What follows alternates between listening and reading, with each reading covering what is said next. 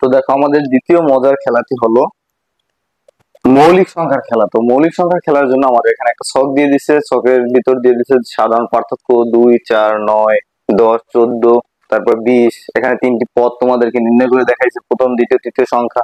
এই সংখ্যাগুলো নির্ণয় করার জন্য আমাদেরকে প্রথমে জানতে হবে যে 1 থেকে 100 পর্যন্ত কি কি মৌলিক সংখ্যা আছে। তাহলে দেখো এখানে 1 থেকে 100 পর্যন্ত যে মৌলিক সংখ্যাগুলো আছে সেই মৌলিক সংখ্যাগুলো আমরা এখানে লিখে নিয়েছি তোমাদের সুবিধার্থে। তো দেখো এখানে সাধারণ পদ, সাধারণ যে পার্থক্য 2, তাহলে 2 থেকে সাধারণ পার্থক্য দেখো এখানে পার্থক্য বলতে এমন ভাবে রাখতে হবে যে অর্থাৎ মধ্যবর্তী ব্যবধান যদি 2 থাকে, দেখো 3 আর 5 এর মধ্যবর্তী ব্যবধান 2, এবং 5 আর 7 এর মধ্যবর্তী ব্যবধান 2, অর্থাৎ মধ্যবর্তী পার্থক্য 2 রেখে, 4 রেখে, 9, 10, 14, 20 রেখে আমাদের এমন ভাবে তিনটা মৌলিক সংখ্যা বের করতে হবে। তো চলো আমরা তিনটা মৌলিক সংখ্যা বের করি। দেখো মধ্যবর্তী ব্যবধান যদি 4 হয় তাহলে দেখো 2 প্লাস 4 সমান সমান কত হয়? 6। তো দেখো 6 কোনো মৌলিক সংখ্যা নেই, এখানে আছে কত? 5। তো 2 দিয়ে হবে না, তারপর আছে কত? 3। দেখো 3 যোগ 4, 3 যোগ 4 সমান সমান কত হয়? 7। তো 7 আমাদের দেখো 3, 7 মৌলিক সংখ্যা। তো 7 এর সাথে আবার দেখো 4 ব্যবধান করলে কি হবে? 4 যোগ করতে হবে। 7 আর 4 কত? 11। দেখো আমাদের 11 একটা মৌলিক সংখ্যা। 3, 7, 11। তো দেখো আমরা মধ্যবর্তী ব্যবধান 4 করে তিনটা মৌলিক সংখ্যা পেয়ে গেলাম। কি কি পেলাম? 3, 7, 11। তারপর দেখো আছে 9। এখন মধ্যবর্তী ব্যবধান আমরা 9 রেখে যদি মৌলিক সংখ্যা খোঁজ করি, তো দেখো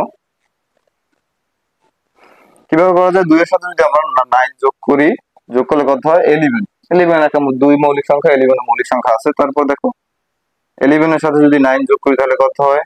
20। এটা হয় না মৌলিক সংখ্যা। 20 হয় না, 20 মৌলিক সংখ্যা না। তারপর যদি আমরা 3 এর সাথে করি, দেখো 3 প্লাস 9 ইকুয়াল কত?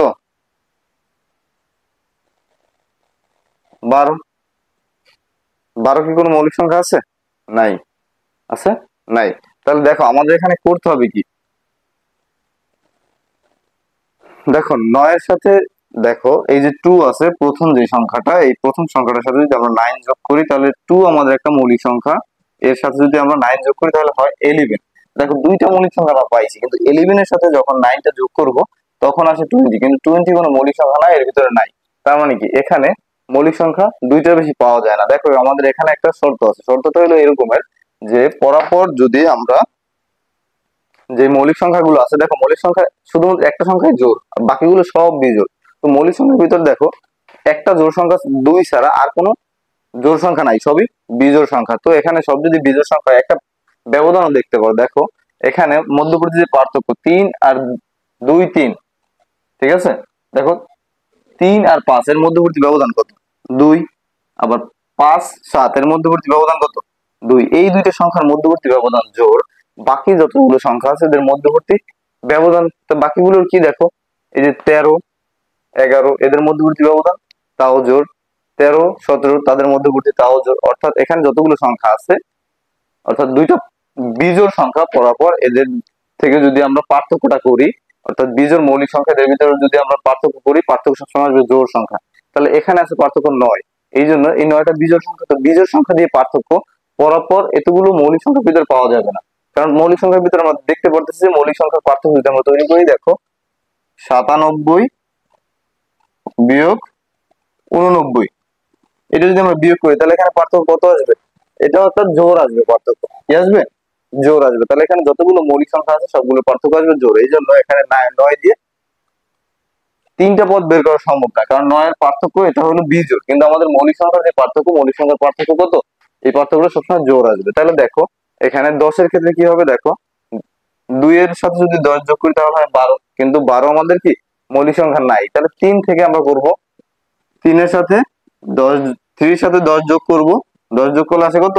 13। তাহলে দেখো 3 আমাদের একটা মৌলিক সংখ্যা, তারপর 13 আমাদের একটা মৌলিক সংখ্যা, তারপর 13 এর সাথে যদি আমরা আবার 10 যোগ করি কত হয়? 23।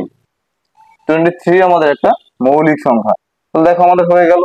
তারপর অনুরূপ ভাবে আমরা যদি 14 এর ক্ষেত্রে করি, মধ্যবর্তী ব্যবধান 14 রেখে, তাহলে 2 এর সাথে করলে তো কত হয়? 16। 16 কোনো মৌলিক সংখ্যা নাই, 3 এর সাথে আমরা করব 3 প্লাস 14 কত?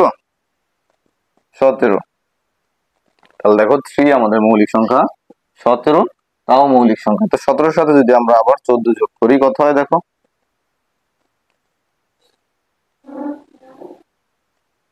31। তো দেখো আমাদের 31 একটা মৌলিক সংখ্যা।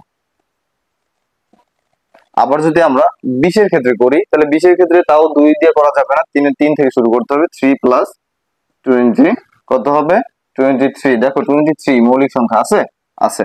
তাহলে 3 23। আবার 23 এর সাথে যদি আমরা 20 ব্যবধান করি, তার মানে কি 20 যোগ করবো, 20 যোগ করলে হয় কত, 43। দেখো এখানে 43 আছে, 43 একটা মৌলিক সংখ্যা।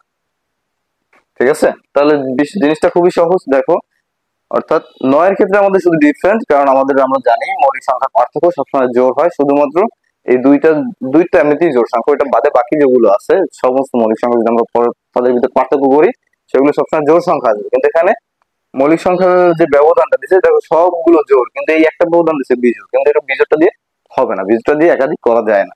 তো এই জন্য এখানে আমাদের কি 3টা পদ বা 3টা সংখ্যা আমরা বের করতে পারিনি, বাকিগুলো কি বের হয়ে গেছে। তাহলে দেখো আমাদের এই মজার খেলাটা কতটা সহজ। তাহলে এটাই পর্যন্ত শেষ। তারপরে আমরা আমাদের অনুশীলনের বইতে একক কাজ দিয়েছে, আমরা একক কাজের সমাধান করব। ধন্যবাদ।